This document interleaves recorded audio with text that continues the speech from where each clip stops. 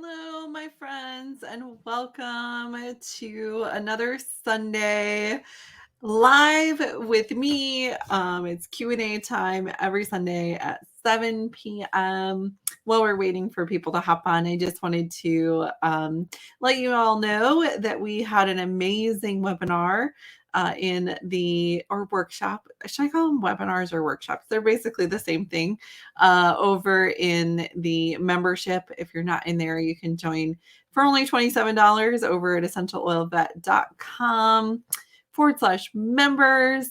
And this month we talked about oral health and essential oils that can help with that, teaching a little bit about the anatomy of the mouth and different species, how many teeth they have, and all that fun stuff. Always, always, always learning.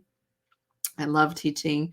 And then, of course, we had some recipes and some great stories over there. So if you missed that webinar on Friday, which was really good, you can watch the replay, and you can do that just by joining the membership over at essentialoilvet.com. So check it out. And if you're not on Facebook, don't worry.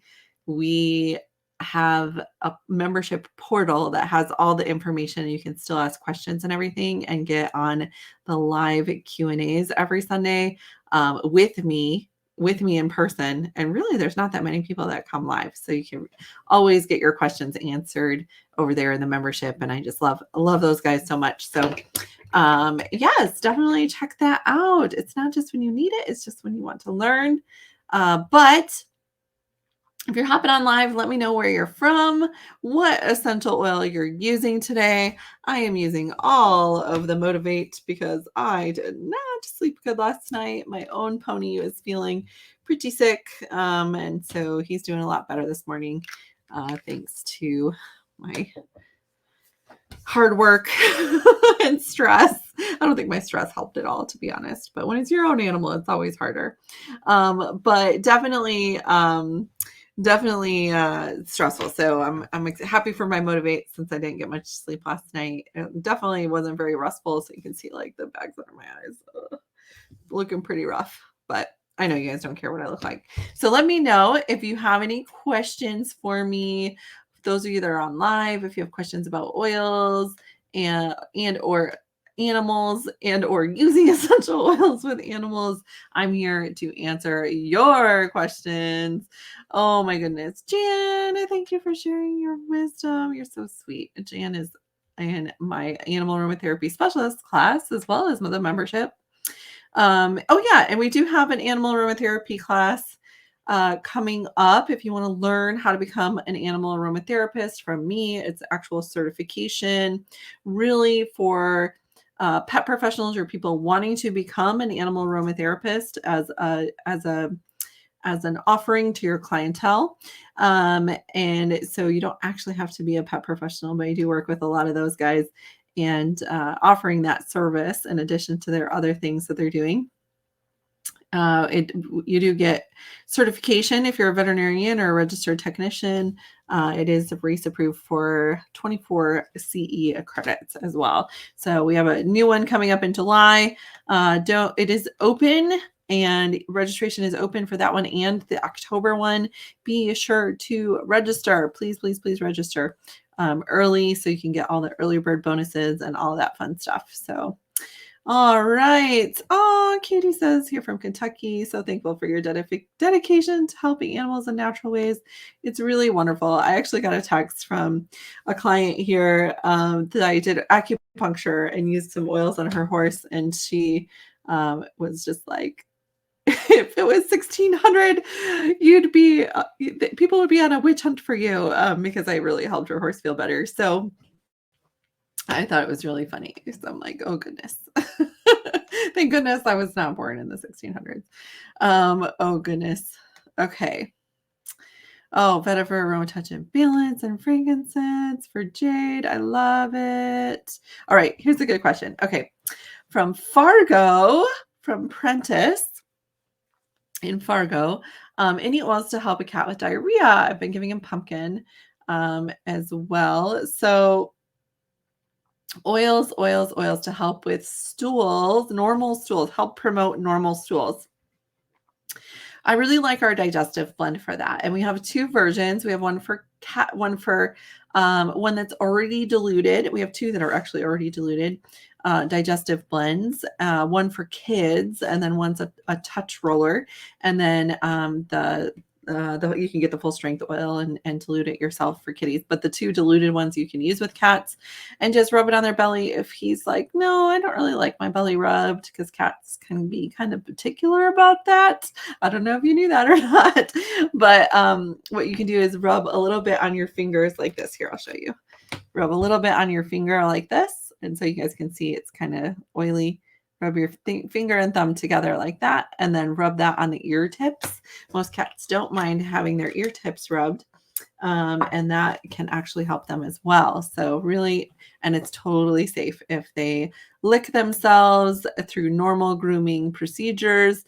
That is totally fine too. Oh, I love it. Okay.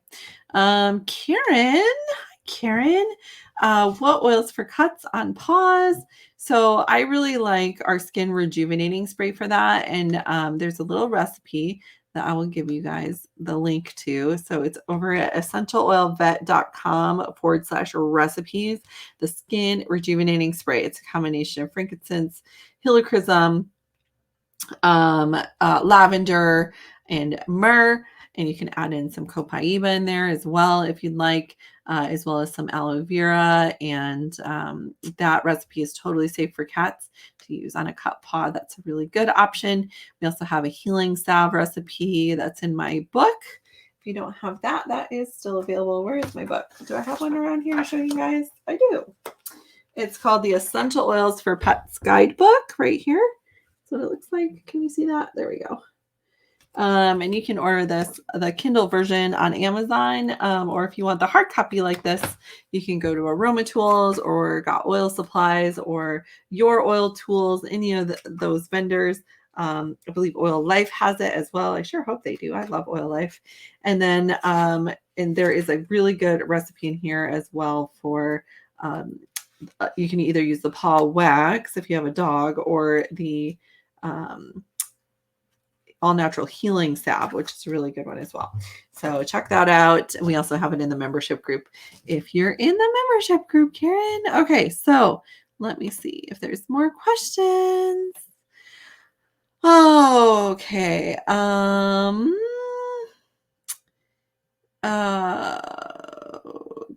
let's see here. I'm a little lost. There we go. Okay. Oh, that's so good. Heather says, I'm enjoying the certification course. She's in it right now, and she's been a member for a long time. So she's super awesome. Really good. Thanks. I don't even pay these people to put these things on here, guys. They really just know how awesome it is because they've actually been through it. I love it.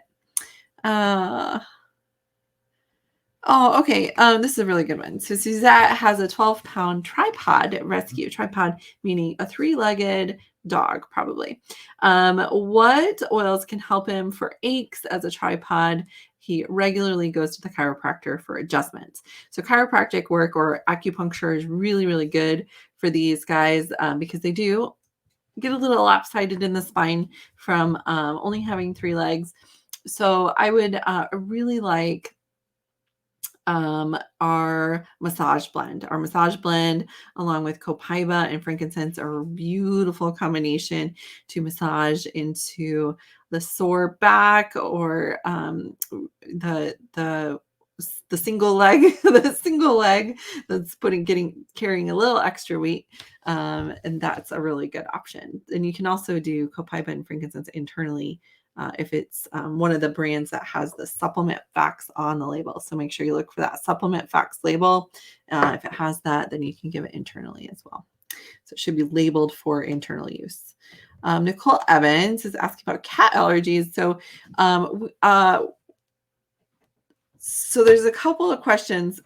I'm not 100% sure what you're asking, Nicole, but I'm going to answer both of them. So sometimes people will ask me, there's a person that's allergic to cats, and are there any essential oils that can help with that?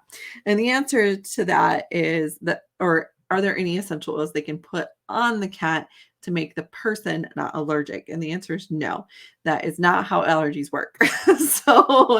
So just don't do that. I don't think that's what you're asking, Nicole, but I did want to say that because I think it's kind of funny because I do get that question sometimes. And the answer is no, but you can definitely use some oils with a person to help combat that as well. As far as cats with allergies, I would really, it's complicated. It's complicated. So there's a lot of things that can cause allergies: food, environmental factors, insects, parasites, that sort of thing. So, and it kind of depends on what is causing the allergies and that sort of thing. So what I did is that in the membership group, I actually did a hour-long webinar just about allergies, just about allergies. So if you have a dog or if you have a cat, if you have a horse that has allergies, join the membership group and watch that webinar. There's just nothing else out there that will be as thorough as that will give you everything that you need from start to finish, as well as the daily protocol to use in those cases, depending on what is causing it. But you have to factor in that as well. Overall, I will say lavender is really common and usually a pretty good option. Now, if it's a sneezy kind of respiratory allergies, then you have a sneezy kitty, you could definitely still use lavender, but I use a cardamom a lot in those cases as well. So there's a little bit. Oh goodness. Okay. So I read that you can use a rose geranium undiluted for fleas and ticks. Is geranium oil the same? And should I use it undiluted? So that is a lie. That's a lie. I was going to say straight from the pit of hell, but that's like a little extreme. So that's a lie. That is not true. That's a myth. Never use undiluted essential oils on animals. It doesn't matter how gentle it is, unless you're just using one drop. If you're using one drop of it, it's probably okay. But what happens is people, they get an animal, maybe a cat or a dog that has fleas, and they want to like put a lot of oil on it to try and get rid of the fleas. So that they'll use like 10 drops, 20 drops, a half a bottle sometimes. And that is way, way, way, way, way, way, way too much oil. It doesn't matter how gentle the oil is. You don't want to use that much oil on a dog or a cat. So you want to always dilute it. Yes, rose geranium is typically the same as geranium, and you should always, always, always dilute it. So thank you for asking, Sue. You heard it from probably a not very reliable source, unfortunately, but unless they're just using one drop. Okay. Okay. Whoa. So many questions. Okay. There was like no questions in the beginning. Okay. Sherry has a good question. Any oils for a dog with dry skin, dandruff? So dry skin, anything going on with the skin in an animal is typically a manifestation of what's going on deeper internally, what's going on in the diet. So always start with nutrition with dry skin. That's usually the culprit. I know people don't like it when I say that. That's okay. I talk about nutrition in all of my challenges. So the best thing for dry skin is moisturizer. So using a moisturizing oil carrier oil like coconut oil, or there's like the sensitive skin carrier oil that's really, really good. It's kind of a combination of different carrier oils. Yes, so those two are probably your best bet. And then a drop of Roman chamomile is also very soothing to the skin and can be very moisturizing as well. So I would not do too many essential oils, but actually carrier oils are what you're going to look for that. Let's see. Lisa, with cats, what you're going to use is a little bit of very diluted cedarwood, a 1% solution of cedarwood. And then you're going to flea comb the cat at least twice a day. So yeah. Nicole, asthma, we just use Roman chamomile or lavender for that. Oh goodness. Yeah. Okay. Christina, this is so interesting. Okay. We'll end with this one. I think this is all I got time for today. So I had to go check on my pony. Christina, a horse with one chronic snotty nostril on second round of antibiotics and still snotty, intermittent, and how bad it is. Has been checked out by the vet. No other symptoms besides snotty nostril on one side. So this is generally like a one-sided sinusitis typically. And I have to say, I'm so glad you asked this question because I haven't talked about this in a long time. And I'm going to tell you a little bit of a story.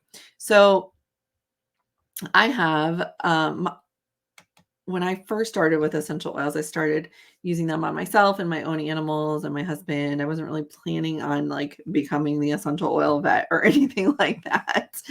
But I started researching it because I was fascinated with how they worked because I didn't really understand it. And I just wanted to learn everything I could. So I just literally started reading every research article I could find, which was a lot of research articles.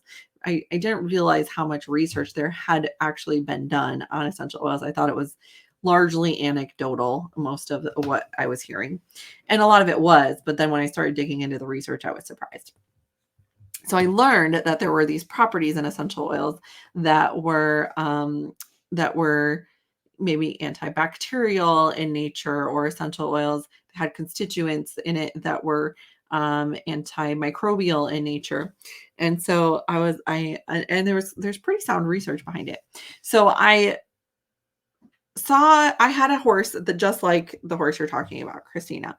And it was this horse that was a client of mine, and I had been treating him for about 3 years on and off with the same thing, right-sided sinusitis, the right side. And he just like get a really snotty nose for a little while. We put him on antibiotics.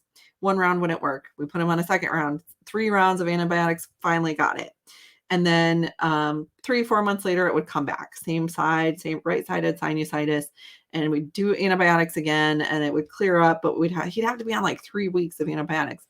So we switched up the antibiotics. It happened again, and we switched up the antibiotics, and that seemed to help a little bit.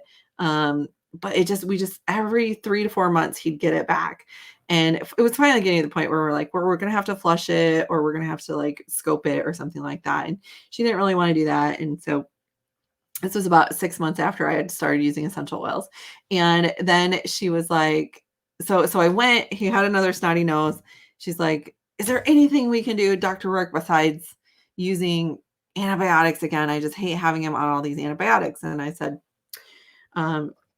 well, I've been reading some research about these essential oils, and, I don't know if it's really going to help, but, we can try it and see what happens if you want to try it. And if it doesn't work, we can always put him on antibiotics tomorrow. No big deal.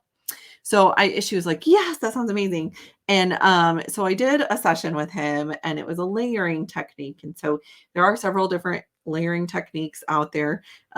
Basically just one oil and then another oil layered on top, maybe some fractionated coconut oil to get it to the skin.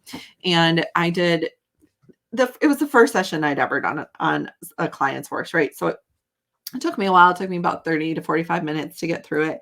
And throughout the session, he was like licking and chewing and yawning, which in a horse is a really positive like experience with essential oils. It's just like really accepting it and just lots of releasing.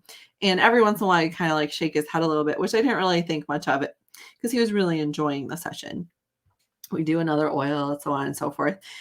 And when I was done, I was like, I checked his nose, and it was kind of running a little bit clear instead of snotty. And then I looked down at the ground, which was a dirt ground, so I didn't really pay attention. But there was like this big puddle of mucus. It was probably like about a foot wide of just like snot that had drained out of his sinus during the session, during this 45-minute session. And I just like drove away from that barn thinking, oh my gosh, I guess I use essential oils in my practice now. That was incredible. And so I called the owner the next day, and I was like, hey, how's the horse doing? And she was like, he's doing great. Like he doesn't even like it's totally clear now. He has no snot in his nose. It's not even running clear. He's great. And we did not have to do a three-week round of antibiotics. So it's kind of crazy. So anyways, all that to say, I have a really great protocol for that, which I actually posted in the membership group. But what I would say is reach for your strong oils. So lots of oils that help with the respiratory support. We have our respiratory blend. We have our immune supporting blend, our protective blend. And of course, you can use tea tree and peppermint and several other just really powerful respiratory support oils that happen to be really good for that particular scenario. And so if you want to know the exact layering technique, I don't have it like off the top of my head right here, but you can definitely check out the membership group, and you'll find the protocol in there. If you can't find it, tag me and I'll find it for you. So definitely check that out, Christine. I hope you guys enjoyed my little story about how I got started with essential oils and using them in my practice. I didn't start out using them in my practice, believe it or not. Started out using them because I had headaches and suffered from some mental health problems, and essential oils really help me. They can help you. They can help your animals. And I hope this was a helpful Q&A session for you today. A little bit longer than normal, but it's been a long time since I told that story. And so some of you might not know about it. And I hope that you are able to use essential oils with your animals safely and effectively. Definitely join the membership group if you haven't already. And I'll see you guys next week, either way, at 7:00 for our normal Q&A. Don't forget about it. If I didn't get to your question, I'm sorry. That's what the membership group is for. So I'll see you then. Bye.